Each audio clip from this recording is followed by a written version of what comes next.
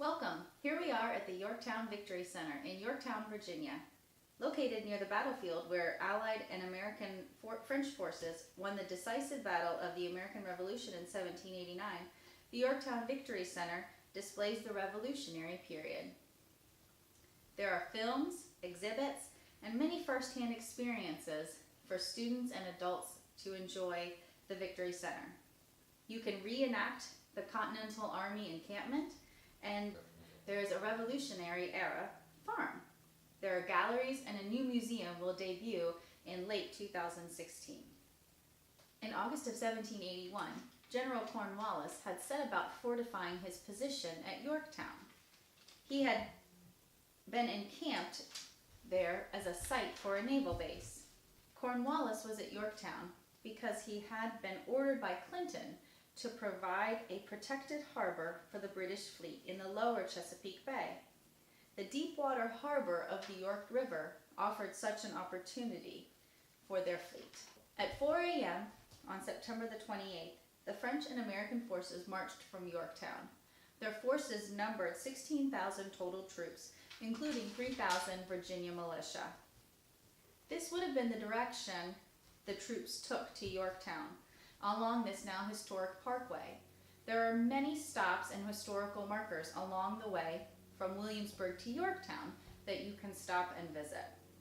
The soldiers marched along foot mainly from Williamsburg to Yorktown. They kept the horses available for large artillery and guns. Light artillery was spaced up and down the column. However, the intense heat caused many men to fall out. By late afternoon, most of the army was within 2 or 3 miles of the enemy's lines. This monument displays the left side of the French and American line on the York River. The French line was commanded by the Marquis de Saint-Simon and the French artillery battery. On October the 9th, it became the first battery to fire on the British, aiming at the Fusiliers. The French used this position to harass British ships at port in the York River. The ships were at port between Yorktown and Gloucester Point, and this provided a good opportunity for the French to fire on the British from their position. On October 10th, the French set fire to 3 British ships, including the Charon. This memorial is to commemorate the lost French lives.